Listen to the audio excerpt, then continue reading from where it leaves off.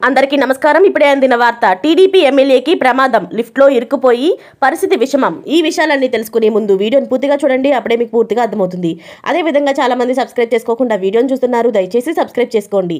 Subscribe చేసుకోవడం వల్ల నేను చేసే ప్రతి వీడియో అప్డేట్ మీకు ముందుగానే నోటిఫికేషన్ రూపంలో వస్తుంది.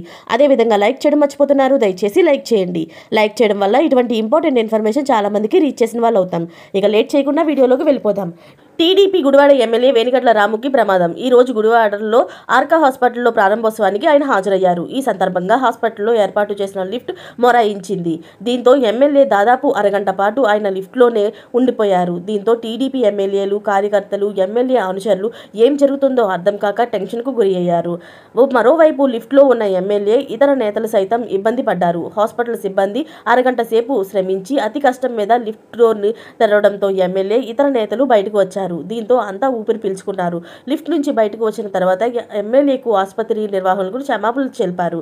ఆసుపత్రి ప్రారంభం రోజునే అపశృతి చోటు చేసుకోవడం గుడివాడలోని చర్చనీయాంశం అయ్యింది. ఆసుపత్రి సిబ్బంది నిర్లక్ష్యంగా వ్యవహరించారని టీడీపీ నేతలు తీవ్ర ఆగ్రహం వ్యక్తం చేశారు. వీఐపీలు వస్తున్న సమయంలో ఇంత అజాగ్రత్తగా వ్యవహరించడం ఏంటని ఫైర్ అవుతున్నారు.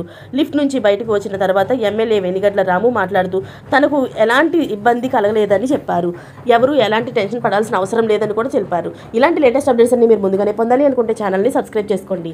అలాగే పక్కనే ఉన్న గంట సింబల్ని క్లిక్ చేయడం మర్చిపోకండి. Thanks for watching friends.